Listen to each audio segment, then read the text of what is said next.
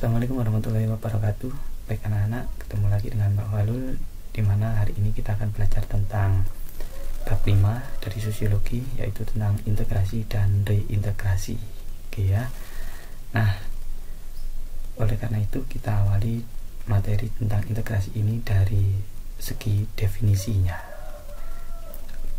Kalau anak-anak baca di buku, di situ ada berbagai macam definisi integrasi dari berbagai tokoh, dan kemudian ada juga definisi integrasi secara bahasa ya.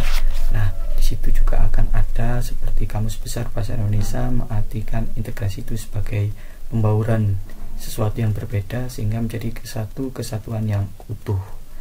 Nah, di sini kita mempunyai satu titik temu dari berbagai macam definisi tersebut, bahwa kita sepakati integrasi sosial adalah proses penyesuaian unsur yang berbeda dalam masyarakat sehingga nanti menjadi satu kesatuan yang utuh. Nah, itu ya.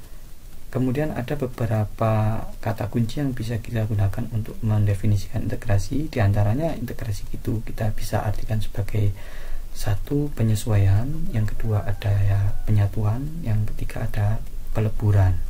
Tapi paling banyak integrasi itu menggunakan kata penyatuan untuk mengartikannya, gitu ya. Oke, berikutnya ini adalah salah satu contoh di mana masyarakat di pasar tradisional itu saling memahami kebutuhan satu sama lain sehingga memiliki suatu keterikatan tertentu. Ini merupakan contoh dari integrasi di dalam masyarakat. Ini khususnya di daerah pasar ya, karena adanya saling keterikatan, adanya saling membutuhkan, maka terbentuknya integrasi. Sekarang nanti akan kita pelajari juga integrasi apa yang terjadi di pasar itu, yang kemudian menggunakan dasar saling membutuhkan atau saling terikat. Jadi macamnya ada 3. Sebelum ke bentuk itu, kita masuk di sini. Ini adalah faktor-faktor integrasi. Yang pertama ada homogenitas dan homogenitas kelompok. Jadi di sini diartikan bahwa dalam masyarakat atau kelompok yang tingkat kemajemukannya rendah, integrasinya akan semakin mudah. Jadi kalau masyarakatnya itu banyak persamaannya, homogen banget, itu akan lebih mudah mengalami integrasi dibandingkan masyarakat yang heterogen atau beragam, bermacam-macam. Jadi dari sini dapat kita simpulkan bahwa semakin homogen masyarakat, integrasinya akan semakin mudah. Sebaliknya, semakin heterogen masyarakat, integrasinya akan semakin sulit. Berikutnya, besar kecilnya kelompok. Nah, umumnya dalam kelompok yang kecil, tingkat kemajemukannya relatif rendah sehingga integrasi sosialnya akan lebih mudah tercapai. Jadi ada hubungannya dengan homogenitas. Semakin kecil suatu kelompok, integrasinya akan semakin mudah, semakin besar akan semakin sulit, begitu ya. Oke. Berikutnya, bahwa faktor yang mempengaruhi integrasi adalah mobilitas.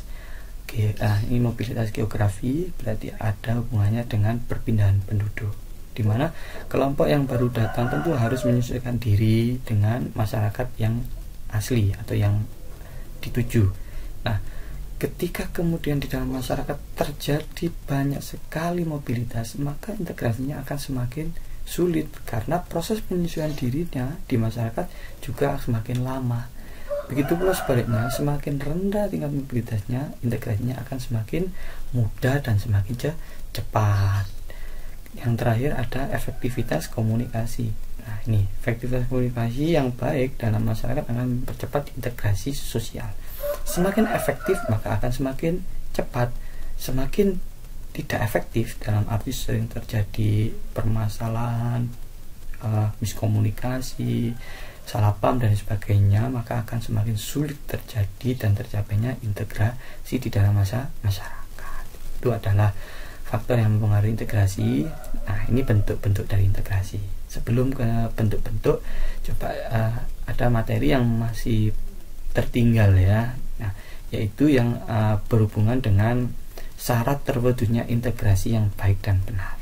Kalau Kemarin kita bahas bahwa syarat terbentuknya integrasi yang baik dan benar itu ada 3. Yang pertama adalah anggota dalam masyarakat itu saling membutuhkan.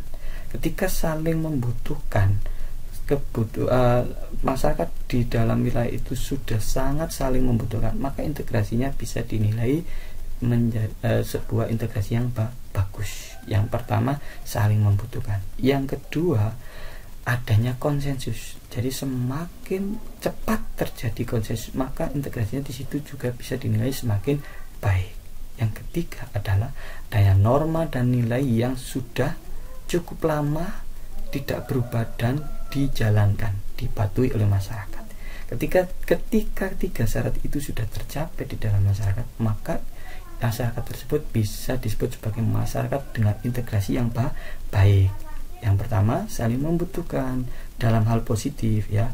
Yang kedua, adanya konsensus yang cepat. Yang ketiga adalah nilai dan norma yang udah lama tidak berubah dan dijalankan. Gitu. Terakhir, ini ada bentuk-bentuk integrasi seperti yang Pak Paulus sampaikan tadi, bahwa bentuk integrasi itu ada 3: integrasi normatif, integrasi fungsional, dan integrasi koersif. Apa itu integrasi normatif? Nih, integrasi normatif dapat diartikan bentuk integrasi yang terjadi akibat norma. Jadi ketika ada norma yang bisa mengikat masyarakat untuk bersatu, itu namanya kesatuannya, integrasinya dalam masyarakat adalah integrasi normatif. Contohnya seperti halnya sebuah slogan Bhinneka Tunggal Ika dan lain sebagainya ya. Aturan-aturan yang bisa mengikat masyarakat untuk bersatu. Kemudian ada yang kedua, integrasi fungsional. Apa itu? Integrasi fungsional ini adalah integrasi yang terbentuk karena ada fungsi tertentu dalam masyarakat saling membutuhkan tadi. Makanya tadi ketika di pasar tadi ada sebuah keterikatan yang saling membutuhkan antara satu pembeli dan penjual, pedagang dan lain sebagainya, maka tersebut terjadi integrasi fungsional di pasar. Terakhir adalah integrasi koersif. Integrasi koersif itu adalah integrasi yang terbentuk berdasarkan kekuasaan yang dimiliki penguasa. Dalam hal ini penguasa menerapkan cara yang koersif atau paksaan ya. Ketika kemudian masyarakat sulit diatur dengan norma, sulit diatur dengan kefungsiannya dari masing-masing strata ya, kemudian pemimpin itu bisa melakukan cara koersif, cara paksaan, cara kekerasan untuk bisa menyatukan masyarakat. Ketika itu terjadi, maka itulah yang disebut dengan integrasi koersif gitu ya. Nih contoh lagi, dari sisi integrasi fungsional, suku Bugis yang suka melaut difungsikan sebagai penyedia hasil laut.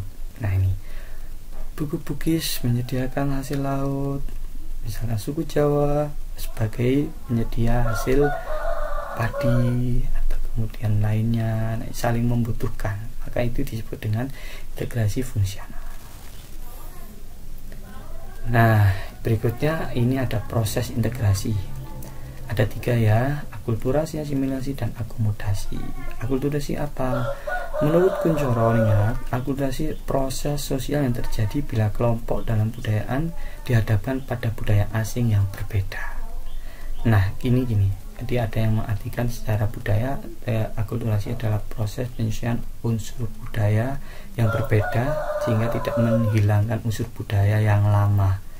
Ini kan kalau pakai gambar itu kan lingkaran plus kotak sama dengan lingkaran kotak gitu.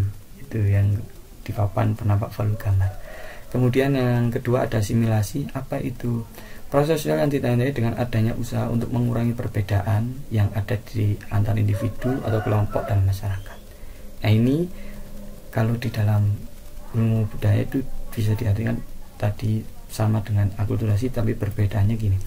Kalau asimilasi itu adalah penyatuan unsur budaya yang berbeda tapi menghilangkan unsur budaya yang lama sehingga membentuk unsur budaya yang baru. Kalau akulturasi tadi perpaduan atau perpaduan unsur budaya tetapi tidak meninggalkan unsur budaya lama. Asimilasi menghasilkan budaya baru. Kalau pakai rumus lingkaran plus kotak sama dengan segitiga. Itu randomis ya, gambar. Kemudian ada akomodasi. Surjono Sukamto mengartikan adalah proses atau usaha manusia untuk meredakan pertentangan atau mencapai kestabilan. Ini yang dulu di materi konflik itu ada macam-macamnya, banyak sekali ya akomodasi. Jadi mulai dari kemudian ada arbitrasi, seperti contoh arbitrasi, kemudian ada mediasi, adjudikasi dan lain sebagainya ya. Itu macam-macam akomodasi untuk mengurangi dan menyelesaikan konflik. Nih, Grebeg Sudiro adalah salah satu contoh dari bentuk akulturasi budaya Jawa dan Tionghoa. Grebeg Sudiro dilaksanakan dalam menyambut tahun baru Imlek di kota Solo. Nah, ini perpaduan dua unsur budaya yang tidak menghilangkan unsur budaya yang lama. Jadi di Grebeg Sudiro itu unsur Imlek dari Tionghoanya ada, Jawanya juga ada. Ini bisa menjadi proses integrasi sosial. Itu ya. Faktor yang pendorong integrasi ada 3: toleransi, kesempatan yang seimbang, dan saling menghargai orang lain. Faktor pendorong integrasi ada persamaan unsur, ada perkawinan campuran atau amalgamasi, adanya musuh bersama dari luar, serta sikap yang terbuka dari golongan yang berkuasa. Oke, itu ya. Nah, ini ada beberapa soal asal otak yang harus anak-anak kerjakan untuk menyelesaikan tugas pada materi pembelajaran hari ini. Yang pertama, apa yang Anda ketahui tentang amalgamasi dan pengaruhnya dalam bidang sosial? Yang kedua, tuliskan syarat terwujudnya integrasi sosial menurut William F. Cockburn dan Mayor Ninkoff. Dan yang ketiga, jelaskan tanda-tanda suatu masyarakat yang mengalami disintegrasi atau perpecahan. Silakan nanti ditulis di buku tulisnya, kapan waktu nanti diserahkan di kemudian Pak Falul dan akan Pak Falul koreksi. Gitu ya. Terima kasih, mudah-mudahan bermanfaat. Kapan lagi kita ketemu dengan materi berikutnya yang lebih baru. Assalamualaikum warahmatullahi wabarakatuh.